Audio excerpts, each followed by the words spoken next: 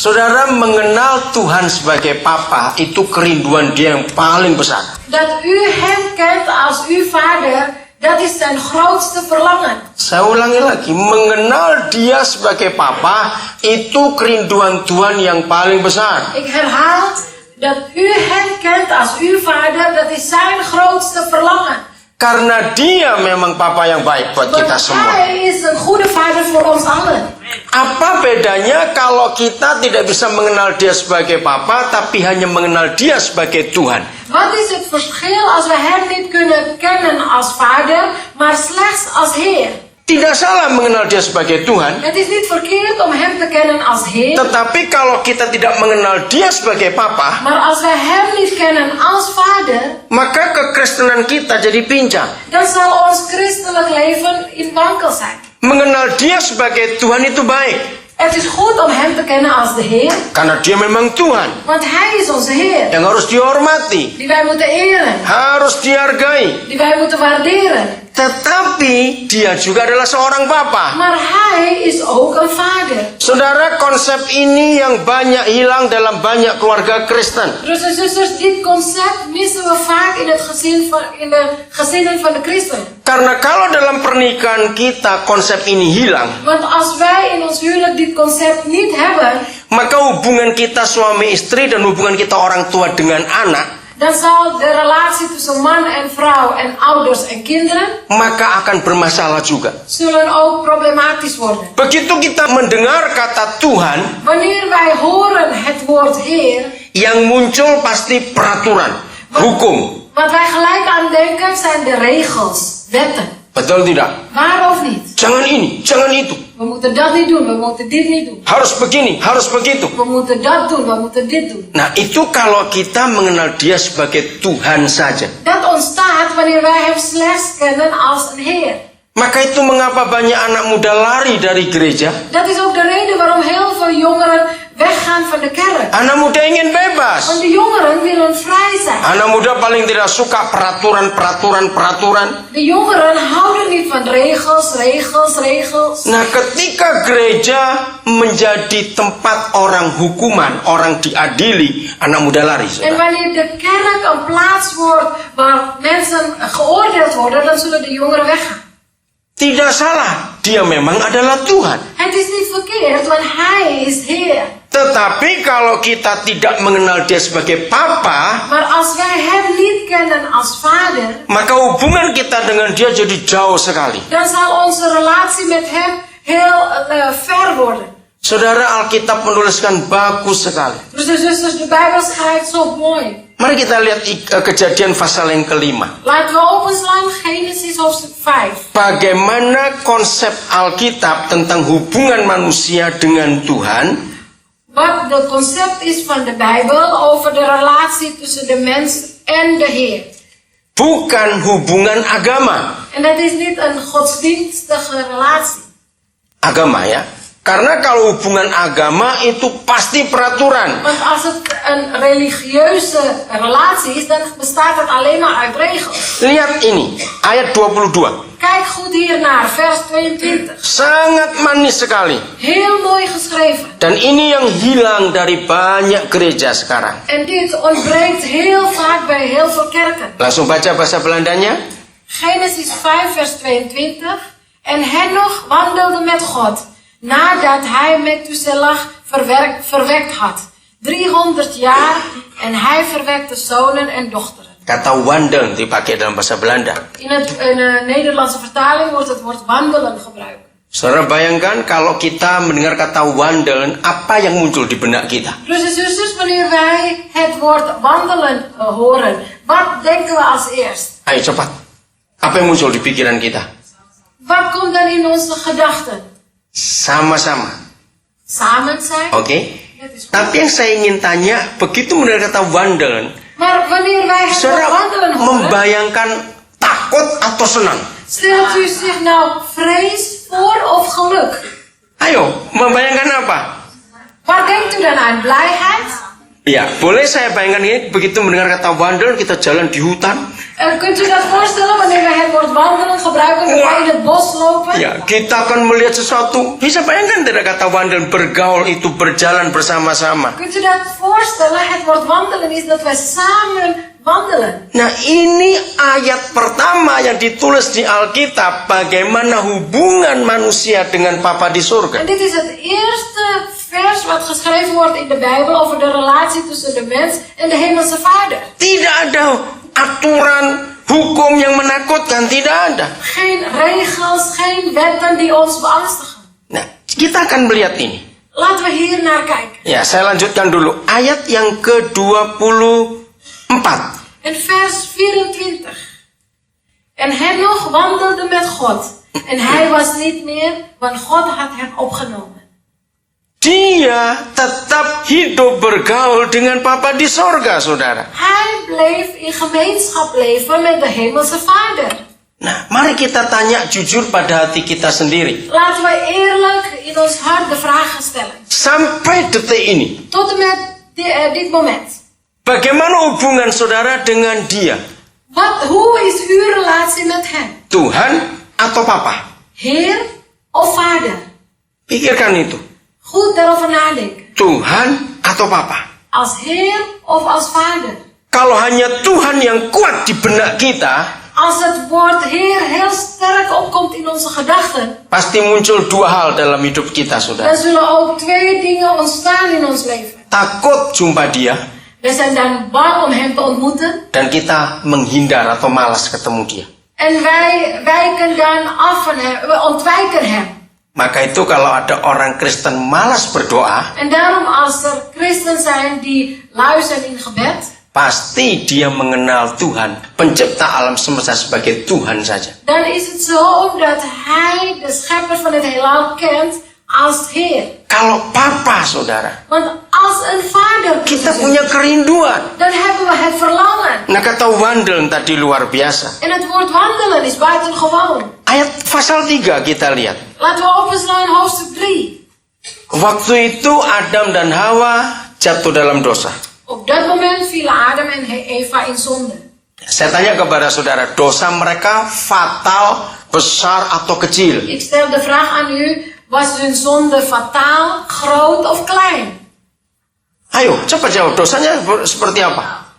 Fatal sekali. Hun zonde was fataal. Karena melanggar aturan itu.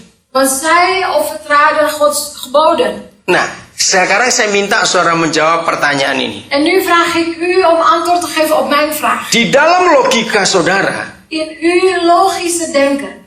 kalau Tuhan ketemu Adam dan Hawa saat itu setelah mereka jatuh dalam dosa, Als God Adam en Eva toentertijd zou ontmoeten. Tuhan harus bagaimana? Hoe zou God moeten zijn? Ayo coba kalau saudara yang mikir, Tuhan harus bagaimana? Denk goed na. Marah, apalagi? God zou boos moeten zijn. Kecewa, betul. Teleurgesteld. Apalagi? Wat nog meer? Ayo cepat. Dipukul, dihukum, ya, sedih. Ze werden bestraft en verdrietig was God. Yang orang Belanda ini ngomong apa ini? Ayo, oh Indonesia semua ini. De Nederlanders die moeten ook antwoord geven. Ayo, kalau saudara mikir Tuhan, lalu tahu Adam dan Hawa jatuh dalam dosa, kira-kira Tuhan bagaimana? Yang Belanda ini, coba jawab. Hoe zou God reageren als hij wist dat Adam en Eva in zonde vielen? Lu itu bahasa Indonesia lagi, itu yang Belanda. Hij zou hen uitschelden, Ayo, oordelen. mengadili, betul, betul, mengadili itu saudara. Ja, Apalagi? zwaar, oordelen. Saudara, kita akan temukan apa yang Alkitab katakan. Broers en zusters, wij zullen hier ontdekken wat de Bijbel zegt. Sangat luar biasa. Zo buitengewoon. Ketika mereka sudah jatuh dalam dosa, Toen zij in zonde vielen. lihat reaksi Papa, Laten we kijken naar de reactie van de Vader. bukan reaksi Tuhan. En niet de reactie van God. Apa yang saudara jawab semua tadi itu adalah reaksi seorang Tuhan. De antwoord die u zo net gaf was de reactie van de Heer. Memang kalau Tuhan itu begitu. Zo zou God moeten reageren. Yang pertama dia pasti marah. Ten eerste, hij zou boos zijn. Kedua, dia pasti kecewa. Hij zou zo teleurgesteld zijn. Ia akan mengadili yang salah. Hij zou hen oordelen, zij die fout waren. Tapi lihat apa yang Papa buat kepada mereka. Maar laten we kijken wat de vader heeft gedaan tegenover hen. Ayat yang ke-8. Vers 8. Ya, setelah jatuh dalam dosa ini. Perhatikan, setelah jatuh dalam Nadat dosa. zij in zonde waren gevallen. Bagaimana Papa itu bereaksi? Hoe was de reactie van de vader? Ya, ayat Toen ke-8. zij het geluid van de Heere God hoorden, die in de hof wandelde in de Nah, avonduren. kata wandel lagi muncul di situ. Het woord wandelen kwam weer tevoorschijn. Saudara, saya tanya dulu sampai di sini. Tot zover wil ik u weer een vraag stellen. Sebelum reaksi manusianya, Voor de menselijke reactie komt, reaksi Adam dan Hawa bagaimana? Kalimat berikut silakan dibaca. verborgen de mens en zijn vrouw zich voor de Heere God tussen het geboomte in de hof. Apa reaksi Adam dan Hawa? Wat was de reactie van Adam en Eva?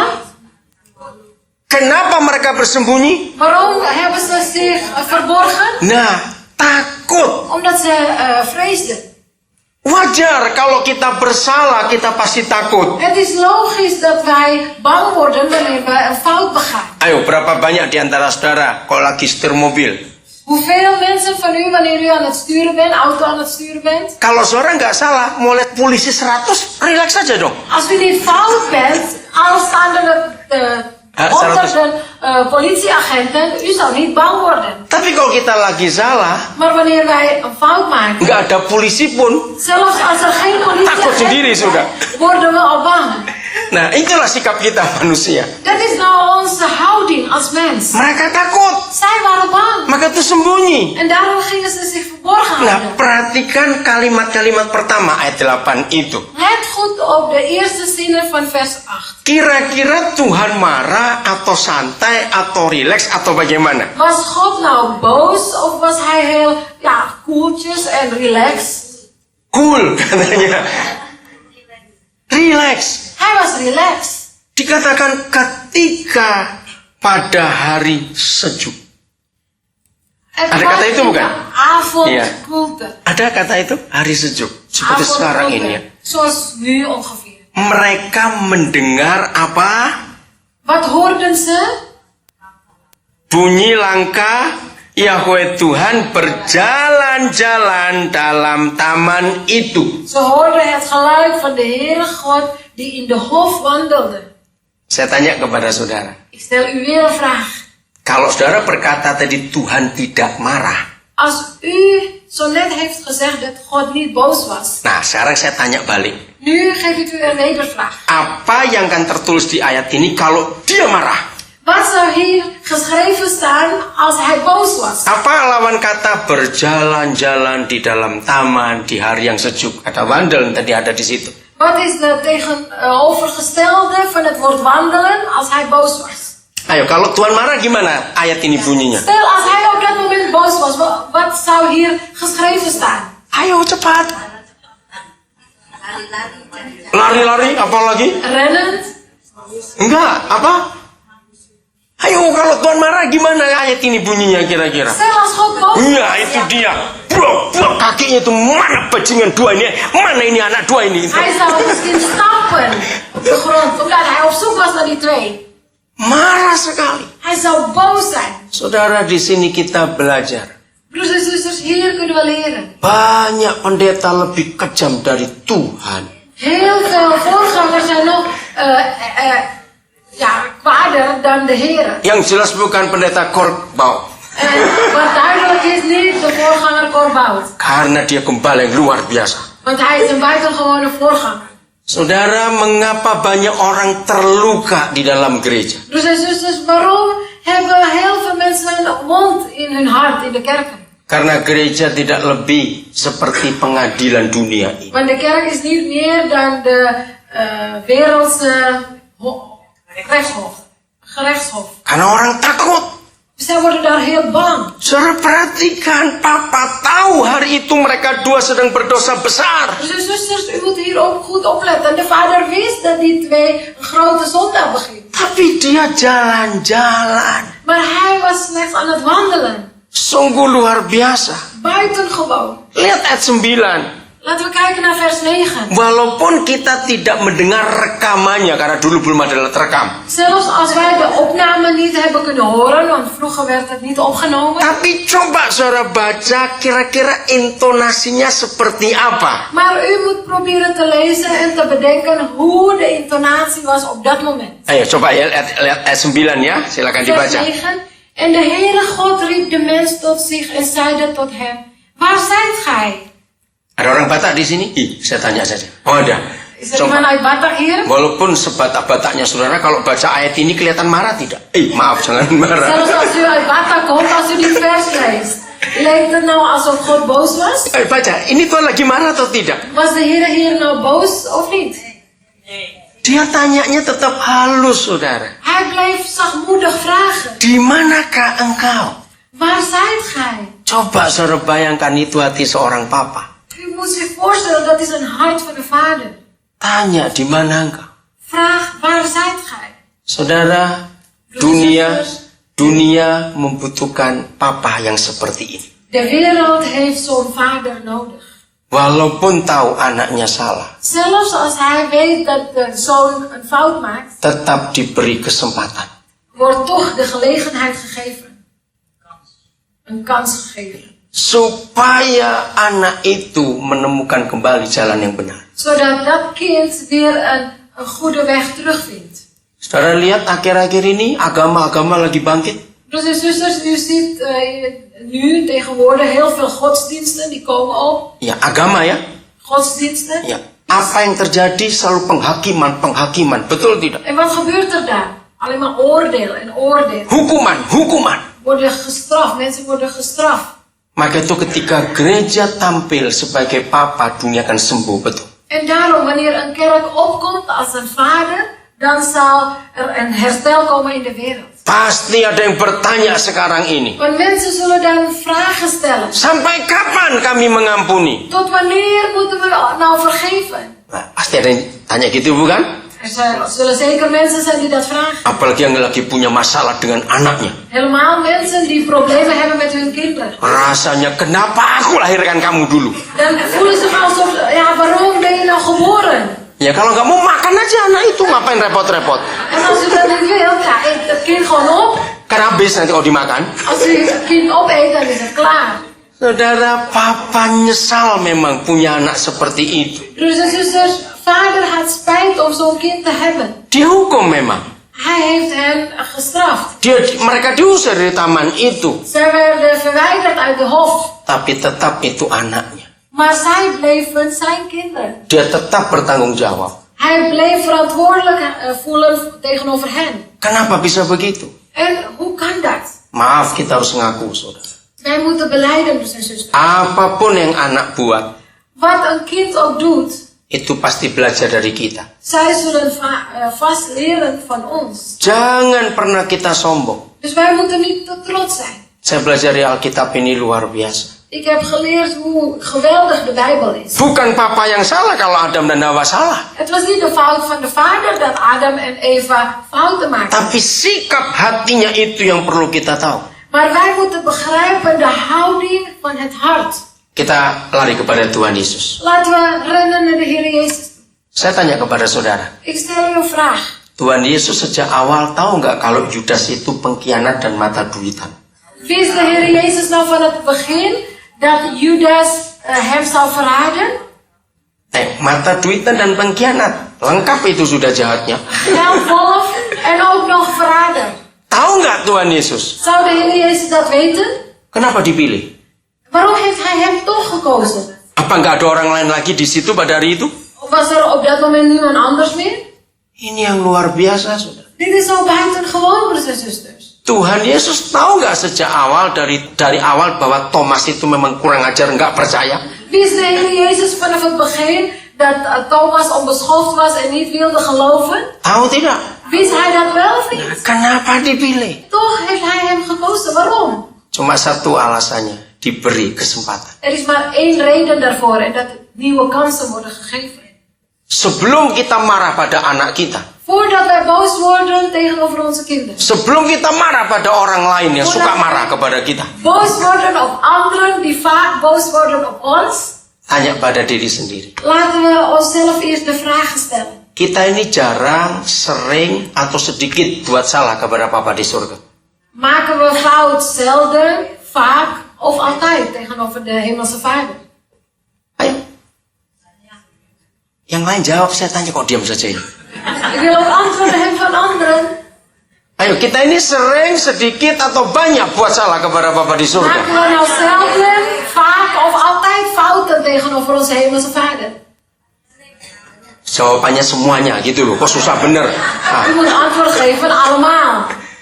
Ya sering, ya banyak, Ja, ya vaak, selalu. ja, altijd, ja, veel. Nah, lihat reaksi Papa terhadap kita. Maar laten we kijken naar zijn reactie als vader tegenover ons. Bagaimana reaksinya? Hoe is zijn reactie?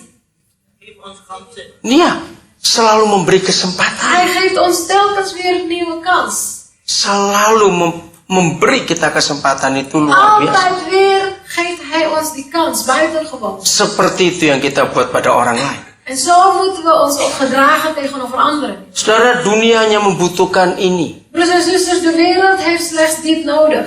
Terima apa adanya mereka. Accepteer hen zoals ze zijn. Kalau saudara keluar sebentar melihat dunia ini, Als u straks naar buiten gaat en u kijkt naar de wereld. kelompok orang-orang kena narkoba, pemabuk, penjudi, semuanya itu. Een groep mensen die verslaafd zijn aan alcohol of drugs of gokverslaafden. Kenapa mereka itu bisa akrab, bisa kompak satu dengan yang lain dalam kelompok itu? Hoe kunnen ze zich nou één voelen met elkaar? Hoe kan die eenheid nou zo ontstaan in die groep? Saya tanya dulu sebelum saudara nanti tahu jawabannya, iya atau tidak? Is het zo of niet? Mereka itu bisa kompak sekali. Zij kunnen zo eendrachtig zijn. Dan bukan cuma itu, mereka bisa punya perasaan senasib, saudara. En niet alleen dat, ze voelen zich Apa ya? lotgenoten. Saling menghargai satu dengan yang lain. Zij waarderen elkaar. Rahasianya cuma satu. En het geheim is slechts één. Mereka mau menerima orang lain apa adanya. Omdat zij elkaar willen accepteren zoals ze zijn. Iya atau tidak? Waar of niet? Begitu ada orang baru masuk ke kelompok mereka, Zodra er een nieuw persoon in die groep komt. mereka nggak tanya sudah berapa lama, berapa berat, berapa bau, berapa, nggak tanya semuanya itu. Ze gaan niet vragen hoe lang ben je al verslaafd, hoe zwaar enzovoort enzovoort. Ze gaan die vragen niet stellen. Iya, mereka menerima apa adanya. Maar zij accepteren hen zoals ze zijn. Dan ini yang dibuat Tuhan Yesus terhadap kita. En dit heeft ook de Heer Jezus tegenover ons gedaan. Ini yang dibuat oleh Papa di surga terhadap kita. Dit heeft ook de Hemelse Vader gedaan voor ons. Maka itu ketika dia tahu Adam dan Hawa jatuh, dia nggak marah. En daarom toen hij wist dat Adam en Eva in zonde vielen, Dia was tanya. hij niet boos. Dia tanya, di manakah engkau? Hij vroeg juist, waar zijt gij? Nggak bentak-bentak, nggak marah, nggak sebagainya. Hij ging niet hard spreken of boos worden heen. Walaupun hukuman tetap diberi. Zelfs wanneer de straf gegeven werd. Karena hukuman harus diberikan. De straf moest gegeven worden. Tapi bukan untuk benci. Maar niet om iemand te haten. Tapi supaya belajar. Maar zodat die persoon zullen leren. Tapi Papa tetap Papa yang luar biasa. Maar de vader blijft een buitengewone vader. Saudara masih ingat ketika Nabi Nathan ketemu Daud pertama kali setelah dia jatuh dalam dosa? Broers en zusters, weet u nog toen profeet Nathan koning David ontmoette nadat hij in zonde viel? Nah, ini baca di 2 Samuel 11 dan 12 akan tahu kisah itu. 2 Samuel 11 11 en en 12. Kunt u dat lezen? Dan kent u ook Dan het 12 ya, verhaal. 11 dan 12. 2 Samuel 11 en 12. Ya, jadi nanti baca di rumah saja. Dat kunt u thuis lezen. Ketika Nabi Nathan diberitahu Tuhan bahwa Daud sudah berdosa sejahat itu, Toen Nathan te horen kreeg van God dat David zonde maakte. pembunuh dan berzina. Hij heeft gedood en hij heeft overspel gepleegd. Ngeri sekali, saudara. Zeer beangstigend, broers en zusters. Siapa masih ingat bagaimana reaksi Nathan waktu ketemu Raja Daud? Wie weet nog de reactie van profeet Nathan toen hij David zag? Marah-marah? Was hij boos? Atau keluarkan hukuman, terkutuklah kamu, berdosa kamu, begitu? Heeft hij David gelijk vervloekt? Tidak, saudara. Nee, broers en zusters. Nathan datang memberi sebuah cerita. Nathan die kwam en gaf hem een verhaal. Bilang, Raja, aku punya masalah. Hij heeft gezegd, Koning, ik heb een probleem. Nah, nanti baca cerita itu menarik sekali. En u kunt die geschiedenis lezen, zeer aantrekkelijk. Akhirnya hukuman yang harus diterima oleh Daud En op het laatst, de straf die op David zou moeten vallen, itu hukuman yang dia buat sendiri. was de straf die hij zelf heeft gedaan. Karena pada akhir cerita itu Nathan tanya, kalau raja tahu ada tetangga seperti itu, diapakan enaknya? Want op het eind vroeg Nathan aan David, als u koning zou weten dat uw buurman zoiets doet, wat zou u hem aandoen? Hukumannya dibuat sendiri oleh Daud. De straf heeft zelf door David gemaakt. Itu luar biasa, saudara. Buitengewoon. Ingat waktu dia ketemu dengan perempuan pelacur di Yohanes pasal yang keempat? Weet u nog in Johannes hoofdstuk 4 toen hij een hoer tegenkwam? Tuhan Yesus tahu nggak kalau perempuan itu pelacur? Wist de Heer Jezus dat zij een hoer was? Nah, ini dua kasus yang berbeda. Dit zijn twee verschillende zaken. Raja Daud itu sudah Kristen, istilah sudah Kristen. Koning David die was al een christen. Bahkan sudah melayani Tuhan. Die heeft zelf al de Heer gediend. Jatuh dalam dosa. Hij viel in zonde. Nah, sekarang di Yohanes 4, Maar in Johannes 4, perempuan ini belum Kristen. deze vrouw die was nog geen christen. Nah, lihat reaksi Tuhan kita. Maar kijk toch naar de reactie van onze Heer. Dialah Papa. Hij is onze vader. Apakah Tuhan Yesus datang begitu ketemu, hei pelacur, bertobat kamu, gitu? Had de Heer Jezus gereageerd van, hé hoer, kom tot bekering? Masih ingat ngomongnya apa Tuhan Yesus? Weet u nog hoe de Heer Jezus heeft gesproken? Ngomong baik-baik, saudara. Hij sprak heel liefelijk. Aku minta air. Ik vraag water. Ada diskusi yang luar biasa. Er was een buitengewone discussie ontstaan. Gereja Tuhan perlu, dunia perlu ini. De kerken van God, de wereld hebben dit nodig. Tunjukkan Papa itu yang luar biasa. Laten we die vader, die buitengewone vader laten zien. Salah tetap harus dinyatakan salah. Fout is fout. Hukuman harus tetap berjalan. De straf zal gewoon gegeven worden. Tapi kasih harus jalan duluan. Maar de liefde moet tevoren zijn. Nah, bagaimana cara kerjanya? Maar wat is dan de werkwijze? Kan ini aneh sekali. Dit is best wel vreemd. Satu pihak dia itu adil. Aan de ene kant is hij rechtvaardig. Keadilannya itu tidak bisa terima dan kompromi dengan dosa. En hij sluit geen compromis met zonde. Tapi satu pihak dia juga kasih. Maar aan de andere kant is hij ook liefde. Ini kan seperti minyak dengan air, nggak akan bisa ketemu. Dit is hetzelfde als olie en water, die kunnen niet bij elkaar zijn. Saudara mau kocok 2 liter dari botol sampai capek, nggak akan nyampur juga. Wilt u die water en olie mixen, zelfs totdat u moe wordt, zal het nooit gebeuren. Nah, bagaimana dalam pribadi yang satu ada 2 karakter yang berbeda sama sekali? Maar hoe kan het toch dat in éénzelfde persoon 2 verschillende karaktereigenschappen zijn? Jawabannya gampang, saudara. Het antwoord is zeer eenvoudig. Semuanya ditanggung sendiri. Omdat hij alles zelf draagt. Betul tidak? Waarom niet? Papa menanggung semuanya itu. De vader heeft alles zelf gedragen. Keadilannya harus dilakukan. Rechtvaardigheid, dat moet gewoon doorgaan. Maka itu dia jadi Yesus. En daarom is hij Jezus geworden. Saya pernah baca sebuah cerita zaman perang Napoleon dulu di Rusia. Ik heb ooit een verhaal gelezen over Napoleon in Rusland. Nah, saya lupa Tsar siapa yang masih menguasai Rusia pada waktu itu. Ik ben vergeten wie op dat moment Rusland regeerde. Nah, suatu hari Tsar Rusia ini marah sebab persediaan makanan di tentaranya selalu ada yang curi. Maar op dat moment was hij boos omdat zijn voedselvoorraad telkens minder wordt. Er werd telkens gestolen. Karena serangan Napoleon, maka mereka sekeluarga dengan tentara semua harus mengungsi terus harus berjalan. En door de aanval van Napoleon moeten zij met hun gezinnen vluchten. Jadi termasuk ibu dari Tsar, istri, anak, semua keluarga harus pergi. Inclusief de moeder van die Tsar en de vrouw en de kinderen. Iedereen moest vluchten. Akhirnya si Tsar ini capek karena selalu kecurian.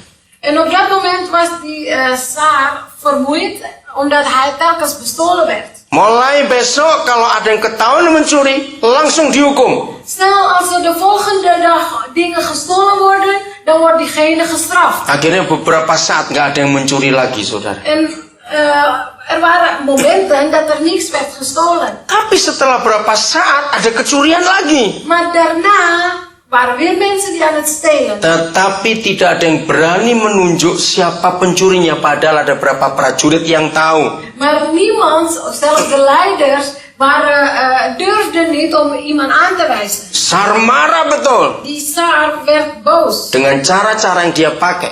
Met zijn wijze die zij gebruikte. Akhirnya yang tahu siapa pencurinya mau tidak mau harus mengaku. Saya nggak tahu bagaimana cara Sar menunjuk itu. En op dat moment was er iemand die wist wie de schuldige was en hij moest belijden. Saudara, ternyata pencurinya adalah ibunya sendiri. Broers en zusters, de dief was zijn eigen moeder. Dia terkejut dan dia shock bagaimana peraturan dibuat. Hij was geschrokken en hij was verbaasd hoe hij zou omgaan met dat soort dingen. Kalau dia tidak menghukum walaupun ibunya, rakyat bisa berontak. Als hij de moeder, zelfs zijn moeder niet zou oordelen, dan zou het volk in opstand komen. Saudara, akhirnya Sar itu yang menghukum dirinya sendiri mewakili ibunya. Dus en zusters, uiteindelijk heeft Sar zichzelf veroordeeld namens zijn moeder. Nah, seperti itu Bapa di surga memberikan Yesus kepada kita. En zo is het ook met de hemelse Vader, dat hij Jezus heeft gegeven voor ons. Jadi pada orang yang bersalah termasuk anak-anak kita. Dus zij die fout hebben gemaakt, ook inclusief onze kinderen. Jadilah seperti Bapa di surga. Laten we zijn zoals de hemelse Vader. Kita tetap mendidik. Wij blijven hen opvoeden. Tapi kita harus tahu posisi kita juga. Maar wij moeten ook weten onze positie. Hukuman harus diberi. De straf moet gegeven worden. Tetapi kita bertanggung jawab. Maar wij zijn verantwoordelijk. Jadi ketika kasih itu jalan duluan, Dus wanneer de liefde voorgaat, hanya ada satu bentuk kasih itu. dan is er slechts één vorm van liefde. Lagi sekali, hanya ada satu bentuk kasih Dan itu. is er alleen één vorm van liefde. Siapa bisa jawab? Wie kan daar antwoord op geven? Kasih Bapa, Vadersliefde, berkorban, ya bentuknya bagaimana? opoffering, maar in vorm van wat? Tanpa syarat? Onvoorwaardelijk. Oke, begini saudara. Ketika kasih itu maju duluan, Wanneer de liefde voorgaat, yang muncul adalah sikap aku ingin kamu berubah. wat ontstaat is de houding, ik wil graag dat je verandert. Bukan gini ya, sudah 3 minggu ya, 3 minggu ini. Waduh, mati itu anak kalau begitu. Niet blijven wachten. Ja, het is nu al 3 weken zo. Het is al nu al 3 weken zo. Nih, papa sudah tunggu ini kamu seberapa kali kamu begitu. Ik blijf maar wachten en jij doet maar zo. Bukan begitu kasih. Dat is niet de houding van liefde. Kasih selalu mengharapkan perubahan hidup dari orang itu. De liefde hoopt telkens op een verandering van die persoon.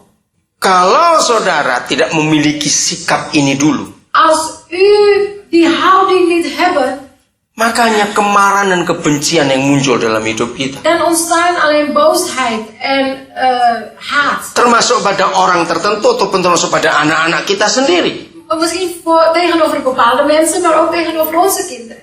Saudara, mari kita jujur pada diri kita sendiri. Broers en zusters, laten we eerlijk zijn tegenover onszelf. Bagaimana reaksi kita melihat orang yang salah dalam hidup kita? Hoe onze reactie is wanneer wij kijken naar mensen die fout zijn. Nah, reaksi melihat orang yang salah itu banyak macam. Reactie wanneer wij kijken naar andere mensen die fout zijn, hebben heel veel verschillende vormen. Nah, yang paling kurang ajar adalah begini, saudara. En het meest onbeschoft is, Orang itu nggak marah kepada saudara, tapi pada orang lain. Kenapa saudara ikut marah? die persoon is niet boos op u, maar op een ander, maar u bent mede boos op hem. Pernah nggak? Iya, oh iya, ngaku itu. Tegengekomen? Itu kan kurang ajar betul. Ya, nah itu kan kurang ajar betul. Dat is onbeschoft. Nggak marah kepada saudara, marah pada orang lain. Kenapa saudara bereaksi? Hij is boos op een ander, niet op u, maar u bent degene die reageert. Itu paling kurang ajar betul, saudara. Dat is heel erg onbeschoft, broers en zusters. Nah, orang seperti itu kalau ada orang marah pada dia, wah, lebih lagi sudah, lebih daripada harimau jahat. En mensen, zo'n soort mensen worden dan nog bozer wanneer anderen op hem boos zijn. Saudara, mari kita lihat hidup kita. Broers en zusters, laten we kijken naar onszelf. Ketika kasih jalan duluan, Wanneer liefde voorgaat, maka yang muncul adalah ingin orang itu berubah.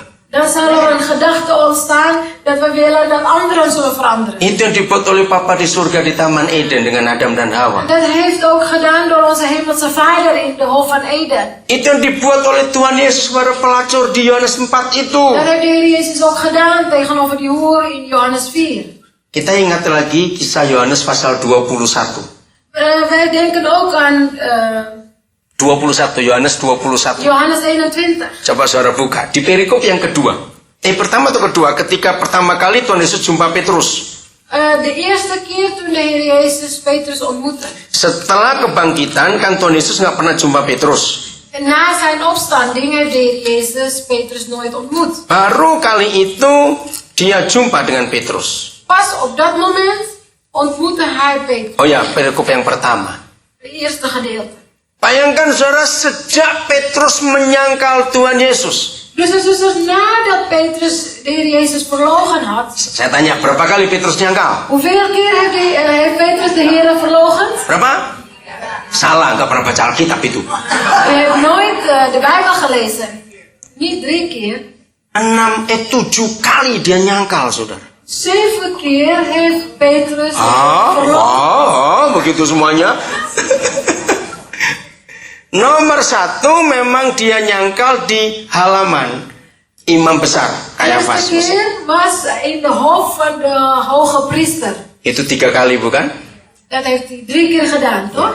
Yang keempat kali De 4e keer, ketika Maria Magdalena melihat Yesus bangkit, dia pulang ke rumah cerita, Petrus tidak percaya. toen Maria Magdalena Jezus zag opstaan, zij ging naar huis om het te vertellen, geloofde Petrus niet. Yang kelima kali, De 5e keer, ketika murid-murid perempuan yang lain melihat kubur Yesus kosong dan mereka tahu Yesus bangkit, Petrus tidak percaya. toen de andere vrouwen zagen dat het graf van Jezus leeg was, zij gingen vertellen, geloofde Petrus nog steeds niet. Yang keenam kali, De 6e keer 2 murid laki yang pulang ke Emmaus, waren er 2 Emmausgangers. masih ingat?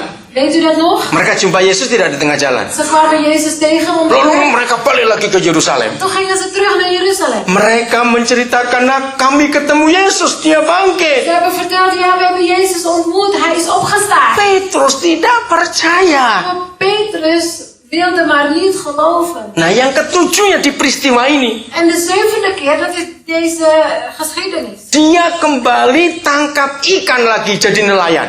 Hij ging weer terug om vissen te vangen. Padahal di Lukas pasal 5, Terwijl in Lucas hoofdstuk 5, ya perikop pertama nanti saudara baca di dus rumah. een gedeelte, dat kunt u thuis lezen. Pertama kali Simon jumpa Yesus. De eerste keer dat Simon Jezus ontmoette. Akhirnya dia bertobat. En hij kwam tot bekering. Dia sendiri yang ngomong, aku tinggalkan semuanya ini, guru, aku akan ikut engkau. Hij had zelfs gezegd, Heer, ik zal dit alles achter me laten en u volgen. Masih ingat? Weet u dat nog? Lalu Tuhan Yesus ngomong apa sejak hari Heeft ini? de Heer Jezus gezegd, sinds deze dag Kamu jadi ben je penjala orang, bukan penjala ikan lagi. niet meer gewone visser. Nah ini kan heran, dari mana dia dapat perahu lagi? Kok bisa nangkap ikan lagi? Dan is het toch raar dat hij weer een boot heeft gevonden om weer vissen te gaan vangen. Nah ini masalahnya, ternyata perahunya nggak dijual, masih disimpan di gudang. Dat is nou het probleem. Hij heeft zijn boot nooit weggedaan, maar bewaard in de schuur. Hati-hati yang dulu punya hobi mabuk. Voorzichtig, zij die vroeger dronken waren. Botol anggur kan bagus-bagus bukan saudara? De wijnflessen zijn mooi toch? Awas jangan simpan itu. Die moet u niet bewaren. Kalau saudara kecewa dia awe-awe lagi begini nanti. En als u teleurgesteld bent, dan gaat u daar weer roepen. Siapa yang hobi judi dulu? Wie gingen vroeger heel vaak gokken? Jangan simpan semua kartu, semua dadu, semua apa. Awas disimpan di rumah. Dan moet u die kaarten of die dobbelstenen en dat soort dingen niet thuis bewaren. Siapa hobinya pornografi, menyimpan barang itu, awas di rumah.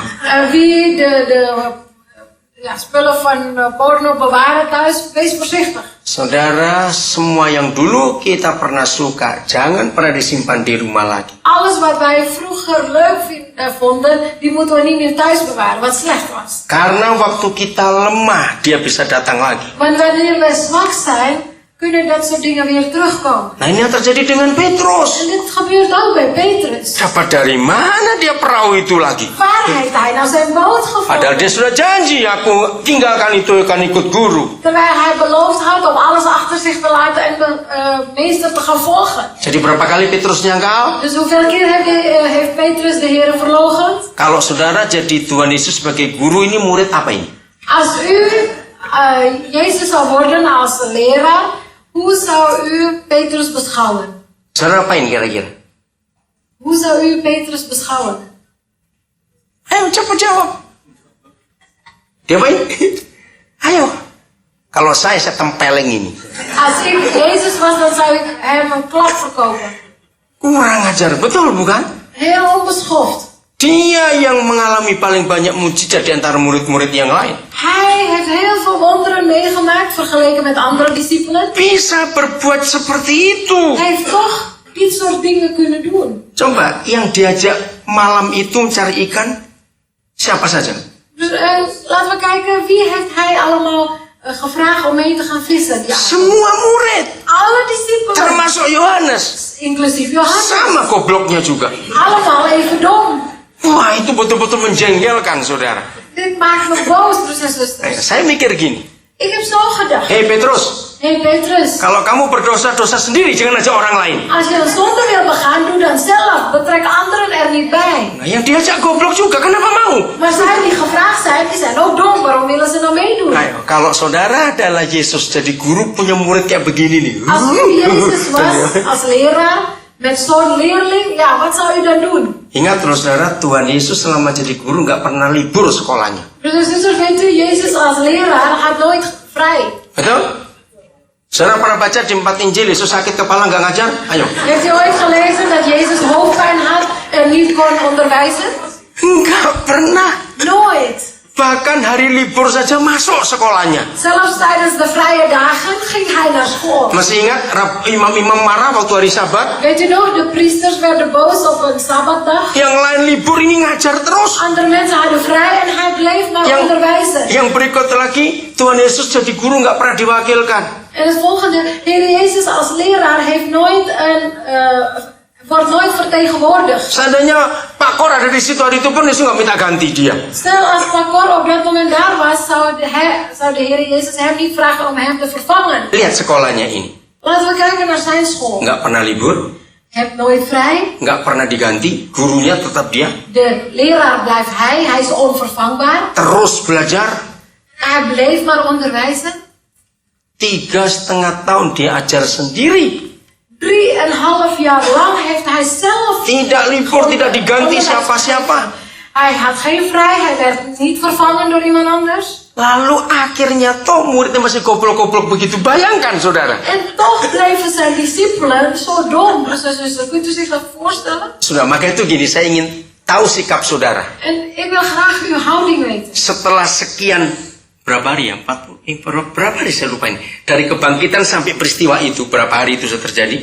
Na zoveel dagen na opstanding tot deze gebeurtenis. Ini pertama kali Tuhan Yesus ketemu murid-murid laki semuanya. Want dit was weer de eerste keer dat de Heer Jezus zijn discipelen zag. Ayo, kalau saudara jadi Yesus, diapain tuh orang-orang ini? Als u Jezus was, wat zou u doen?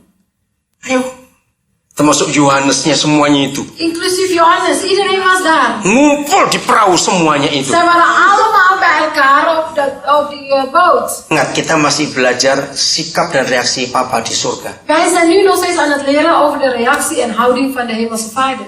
Ayo, coba jawab. Kalau saudara jadi Yesus, diapain itu? Als u Jezus was, wat had u gedaan? Kalau saya buat ombak besar tenggelam semua, sudah.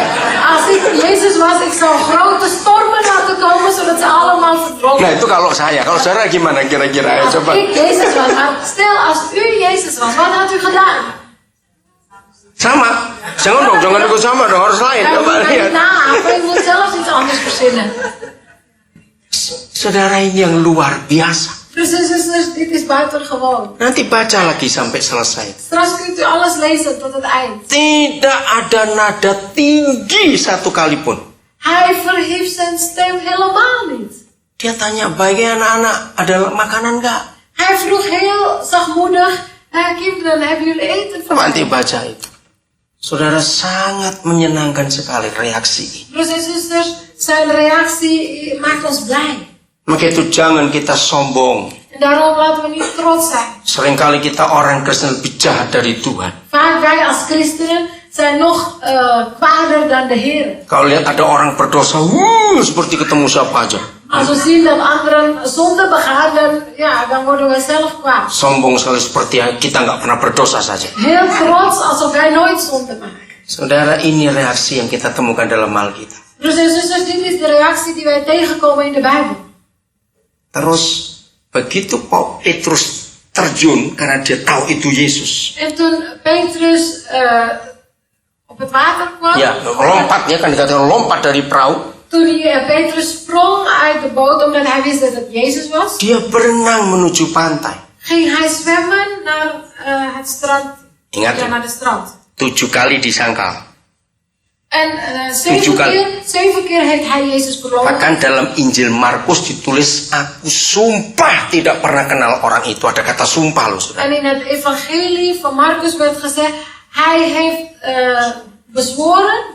gezworen dat hij die persoon nooit heeft gekend. Masih ingat yang tanya anak kecil perempuan bukan? Weet u nog, een klein meisje ging aan hem vragen, Hei, kan kamu juga mengikut orang itu? hey, u bent toch ook een volgeling van hem? Petrus takut, enggak, aku nggak kenal. Sumpah aku nggak kenal orang itu. En Petrus werd bang en zegt, nee, ik ken hem niet, ik zweer dat ik hem niet ken. Ayo, kalau Yesus adalah saudara, dia apakan murid kayak begini? Stel, als u Jezus was, hoe zou u reageren tegenover zo'n Dia leerling? sumpah lagi. Hij heeft zelfs gezworen.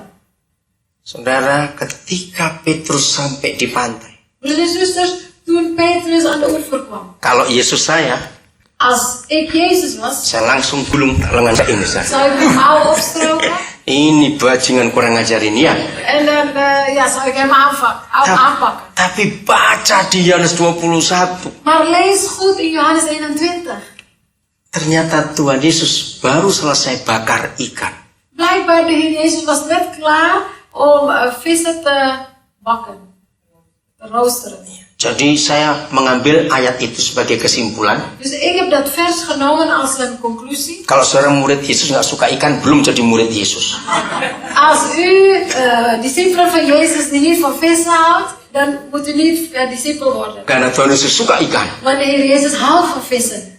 Saudara, dengan lembut dia berkata, Petrus ayo makan. Heel zachtmoedig zei hij, Petrus kom mee eten. Tidak mengungkit-ungkit kesalahan yang Petrus buat beberapa saat yang lalu. Hij heeft niet meer gesproken over de fouten van Petrus van afgelopen tijd. Ayo makan. Maar kom, eten. Ayo, kalau saudara jadi Petrus, Stel als u Petrus bent, bisa makan nggak? kunt u nou eten of niet? Bisa ngelek nggak itu? Eten of niet? Ini luar biasa. Dit is buitengewoon. Nah, di perikop kedua lebih gila lagi, saudara. En in het tweede gedeelte nog erger, broers en zusters. Masih ingat Tuhan Yesus tanya apa pada Petrus? Weet u nog wat de Heer Jezus aan Ayo, Petrus coba vroeg? tanya apa pada Petrus? Ya, apakah engkau mengasihi aku? Betul. Heb gij mij lief? Berapa kali tanya? Hoeveel keer heeft de Heer Jezus gevraagd? 3 kali. Kenapa harus 3 kali? Kenapa enggak 4 kali? 3 keer. En waarom 3 keer en niet 4 keer? Ayo, ini rahasia yang luar biasa. Dit is een buitengewone geheimenis. Sebab 3 kali Petrus nyangkal dengan mulutnya, aku nggak kenal. Want 3 keer heeft Petrus verlogen met zijn mond dat hij Jezus niet kende. Ketika 3 kali Petrus jawab, ya Tuhan, aku mengasihi engkau. Nadat Petrus 3 keer heeft gezegd, ja Heer, ik heb u lief. Berarti dianggap Petrus sudah bertobat. En toen beschouwde de Heer Jezus alsof Petrus al bekeerd was. Ini yang luar biasa. Dit is buitengewoon. Tuhan Yesus memberi tugas apa pada Petrus? Wat heeft de Heer Jezus als taak gegeven aan Petrus? Ayo. Iya, gembalakan domba-domba. Behoed mijn schapen. Saudara, dari logika dunia manapun gak akan bisa diterima.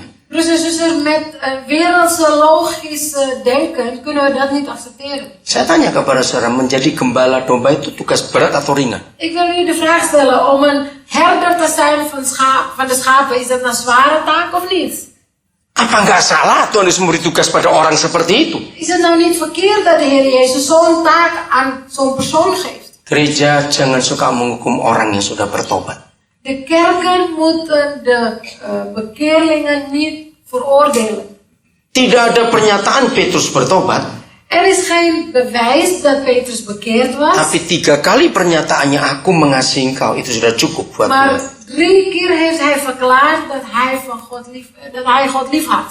Saya beri gambaran ini karena di wajah saudara masih belum ngerti hal ini, Ik saudara. probeer u deze illustratie te geven, maar het lijkt alsof u dit nog niet begrijpt. Karena di muka saudara masih muka, nggak tahu muka bagaimana, saya nggak bisa cerita juga. Ik kan het niet omschrijven, maar het lijkt vanuit uw gezicht dat u dat nog niet Nah begrijpt. gini, misalnya kalau gembala saudara ini seorang pemilik perusahaan, direktur suatu perusahaan. Pak Kor, sampai contoh aja ya, Bro Kor. Stel als een voorbeeld dat uw voorganger een directeur is van een bedrijf. Nah, kita ini karyawannya semua. En wij zijn allemaal de werknemers. Nah, perhatikan. Let goed op. Kalau saudara bagaimana? Wat zou u doen als het bij u was? Ternyata salah satu di antara karyawan kita itu buat jahat di perusahaan. Een van de werknemers heeft een fout gemaakt in het bedrijf. Dia beritahu berapa langgannya di jangan beli barang perusahaan ini, perusahaan jelek sekali. Hij heeft tegen de klanten gezegd, oh je moet niet kopen van dit bedrijf, want dit is heel slecht. Kamu beli aja di perusahaan yang sana. Koop maar bij een ander bedrijf. Nah, setelah berapa lama saudara tahu kalau karyawan ini kurang ajar. Na een tijdje weet u dat die werknemer fout is. Nah, artinya kan karyawan itu menyangkal bukan produk perusahaan di mana dia kerja. En die werknemer verloochen het product van het bedrijf waar hij werkt. Kan kurang ajar, dia masih makan di situ, terima gaji di situ. Dat is ook onbeschoven. Hij eet daar, hij krijgt daar loon. Tapi dia bisa berbuat seperti itu. En toch kan hij dat soort dingen doen. Nah, akhirnya setelah ketahuan, dia takut, lalu dia keluar. Op het laatst, hij werd betrapt en hij werd bang en ging hij weg. Ya sudah, mau dia keluar sendiri, mau diapain? Ja, hij gaat vanzelf weg dan laat het maar zo. Berapa saat kemudian, Na een tijdje, entah berapa lama, ik weet niet hoe lang, dia balik. komt hij weer terug. Dia melamar kerjaan lagi. Hij heeft weer gesolliciteerd naar werk. Kalau saudara adalah Yesus, Als u Jezus was, begitu karyawan ini masuk lagi, toen die werknemer weer terugkomt, maka saudara memberi dia jabatan manajer. dan zou u hem manager titel geven. Nah, masuk akal nggak itu? Kunt u dat, ja, is het wel logisch of niet? Saudara, itu yang dibuat oleh Tuhan Yesus. Maar broers en zusters, dat is wat de Heer Jezus heeft gedaan. Pada orang yang salah besar, Tegenover iemand die grote fout heeft gemaakt, diberi kedudukan gembalakan domba-dombaku. krijgt juist een positie om zijn schapen te hoeden. Saya ulangi lagi, saudara. Ik herhaal nog een keer. Sudah banyak gereja Er zijn al heel veel kerken dan terus sering tambah. en die nemen toe. Tapi yang dibutuhkan dunia bukan kebaktian dan gereja baru lagi. Maar de wereld heeft niet nieuwe kerken of nieuwe diensten nodig. Tapi adalah Papa yang baik dikenalkan kepada dunia. Maar de wereld heeft nodig een goede vader. Milik mulai dari hidup kita sendiri. En dat moet beginnen van onszelf. Dari keluarga kita. Van onze gezinnen. Di dalam jemaat. In onze gemeente. Sesalahnya apa saudara-saudara kita itu? Hoe fout iemand ook is. Ayo belajar kita menerima. Dan moeten we leren om het te accepteren. Sungguh seharusnya gereja tidak boleh menghukum orang. De kerken moeten anderen niet oordelen. Kita harus terima orang itu. En wij moeten hen juist accepteren. Kita sudah melihat semua contoh-contoh di Alkitab Wij ini. hebben in de Bijbel alle voorbeelden gezien. Sesama teman, anak-anak muda. Met onze vrienden, de jongeren. Ayo kita saling terima teman-teman kita. Laten we elkaar accepteren. Saudara-saudara pada ditipu. Broers en zusters, u wordt bedrogen. Dan penipunya masih di sini. En die bedrieger, die is hier nog steeds. Jangan kita benci, ampuni. Laten wij hen niet haten, maar vergeven. Jangan doa gini, Tuhan kok nggak mati-mati orang itu Tuhan ya. Awas. We moeten niet bidden, Heer, die persoon gaat maar niet sterven. Kita harus belajar untuk menyatakan kasih Papa kepada dunia ini. Wij moeten juist leren om de liefde van de Vader openbaar te maken aan de wereld. Di Indonesia ada seorang ustadz ya, namanya Agim, pernah dengar itu? In Indonesië is er een moslimleider genaamd Agim. Ya, Agim. Agim. Suatu hari saudara saya belajar dari dia ngomong gini, bagus sekali. Op een dag heb ik iets van hem geleerd. Hij heeft heel mooi gesproken. Ingat loh, Tuhan mereka bukan Tuhan yang penuh kasih. Kita tahu bukan? We weten, hun God is niet God van liefde. Tapi dia bisa ngomong begini. Maar toch heeft hij zo kunnen zeggen. Apa definisi orang benci? Wat is een definitie van iemand die haat? Kalau orang itu nggak suka pada orang itu. Als die persoon een andere haat. Agim berkata begini. En Agim heeft gezegd. Kalau kamu dengar dia senang, Als u hoort dat hij blij is lalu kamu susah, en u bent zelf ellendig, nah kamu benci dia. dan haat u hem. Atau sebaliknya, Of andersom, kalau kamu dengar dia susah, als u hoort dat hij in moeilijkheden zit lalu kamu senang, en u bent blij, nah itu benci juga. dat is ook haat. Betul tidak itu? Waar of niet? Nah, jangan seperti itu. Zo moet u niet worden. Amin. Amen. Kita harus bisa mengasihi semua orang. Wij moeten alle mensen kunnen liefhebben. Apa gunanya kita bicara tentang kasih itu adalah Tuhan kita, Wat is anders het verschil als wij praten over God is liefde? tapi kita di rumah suami istri berkelahi terus. En terwijl wij thuis tussen man en vrouw maar ruzie maken. Ngomong gak pernah pelan. We praten nooit zacht. Kayak ngomong sama orang tuli saja. Alsof wij tegen een dove praten. Mesti teriak-teriak. We moeten met geschreeuw en al. Ngomong gak pernah halus, kasar We sekali. praten nooit zachtmoedig, maar erg grof. Ngomong gak pernah nadanya lembut, tapi nada tinggi terus. Nooit zachtmoedig, maar met hoge stem. Saudara, ayo kita mulai dalam keluarga kita dulu. Broers en zussen, laten we eerst in onze gezinnen beginnen. Dengan anak-anak kita juga. Met onze kinderen al. Ayo kita buat yang baik semuanya. Laten we de goede dingen doen. Nyatakan Papa di surga dalam hidup kita sehari-hari. We moeten openbaar maken de Vader in ons leven. Kalau dalam hidup kita sehari-hari ada itu, saudara. Als wij in onze dagelijks leven dat hebben, Kalian mahasiswa, anak-anak muda ke kerjaan, ke kuliah, kemana akan bawa kasih itu. de jongeren, de studenten, wanneer jullie naar school gaan of naar een kantoor gaan, dan zullen jullie ook die liefde meenemen. Kita yang bekerja di toko, di kantor, di perusahaan apa saja, kalau di rumah ada kasih itu, Wij die bij de winkels of bedrijven werken, wanneer er liefde is in ons huis, maka kasih akan dirasakan oleh semua orang, saudara. dan zal die liefde gevoeld worden door anderen. Karena dimulai tiap hari dari hidup kita. Want wij beginnen elke dag weer bij onszelf. Dunia nggak akan mengerti hukum ini.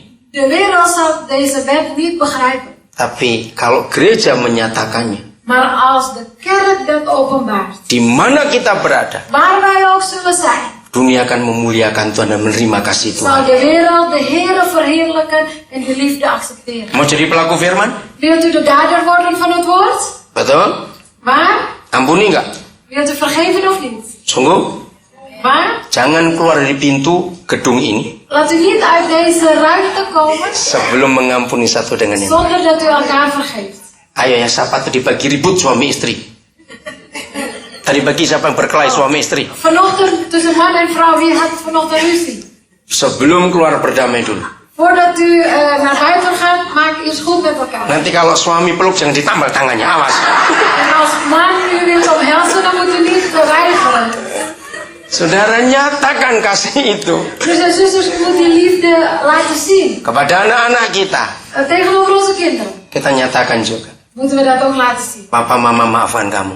Vader en moeder vergeven jullie. Tapi kamu harus berubah. Maar jullie moeten veranderen. Ajak anak-anak kita berpikir dengan baik. Leer onze kinderen om goed na te denken. Kalau ada itu, wah dunia akan sembuh betul. Want de wereld zal genezen worden. Nah, inilah hidup bergaul dengan Papa. Dit is het leven in gemeenschap met de Vader. Wandelen. Jangan lupa kata itu. Wandelen met Iya. de Vader. Kata itu tiap hari kita pakai, saudara. Dat woord moeten we elke dag gebruiken. Berjalan dengan dia. Met hem wandelen. Ya, supaya kita makin kenal siapa dia. Zodat wij hem nog beter zullen kennen. Ingat, dia bukan cuma Tuhan, Weet, hij is niet alleen Heer, tapi dia juga Papa. maar hij is ook Vader. Tuhan memberkati saudara semua. De Heer zegent u wel. Saudara, mengenal Tuhan sebagai Papa itu kerinduan dia yang paling besar. Dat u hem kent als uw Vader, dat is zijn grootste verlangen. Saya ulangi lagi, mengenal dia sebagai Papa itu kerinduan.